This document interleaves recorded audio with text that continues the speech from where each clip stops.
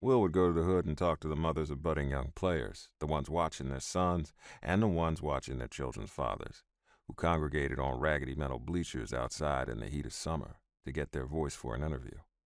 She never hesitated to go to the roughest of neighborhoods to get a good chicken spot for wings. Never saw someone on the street she wouldn't slip a few dollars to if she had it on her, something I'd had to beg her to stop doing when she was by herself. But the point was, Will didn't think she was better than anybody. There was no ulterior motive to her praise, no emotional manipulation, just genuine admiration. I wondered if she understood how refreshing that was. In our world, how damn sexy her authenticity was. In that moment, I got consumed with the thought of kissing her, but then her gaze dropped as she let out a sigh. So, she sighed again before she lifted her eyes back to mine. I've got to say thank you. I lifted an eyebrow. Thank you for what? She shrugged.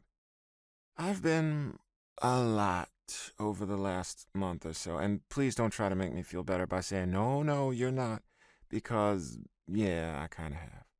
My life is a complete clusterfuck right now, and I really don't know what I would do without my parents, Naima, Soraya, when I can get her ass on the phone, and really, really importantly, you. So just thank you for being my friend, and not ignoring my calls so you don't have to listen to me whine and taking me to eat whatever I want. She laughed, and then her expression shifted and her cheeks visibly heated. And for not holding that kiss against me. Her nose wrinkled up as she frowned. Not really my proudest moment, you know? Giving you the money shot, as you called it.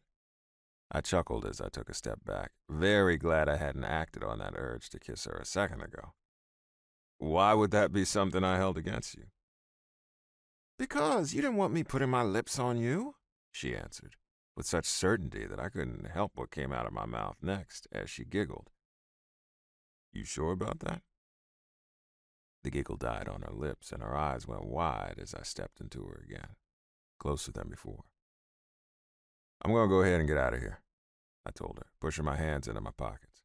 But for the record, I could never hold that kiss against you. I leaned in a little more, speaking into her ear. I kissed you back. Good night, I said, then placed a soft kiss against her temple and headed to the truck.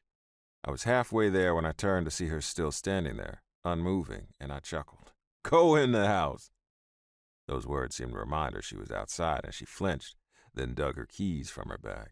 Shaking my head, I climbed into the truck and sat down, watching until she tossed her hand up to wave before she closed the door and went inside. I started the truck, but didn't immediately pull off. I had a strange sense of deja vu from just a few days ago after the wedding, after that kiss. Something had shifted now, and I wondered if she felt it like I did. I hadn't intended to say what I said, but it was out now. I wasn't sure which one of us had more to think about.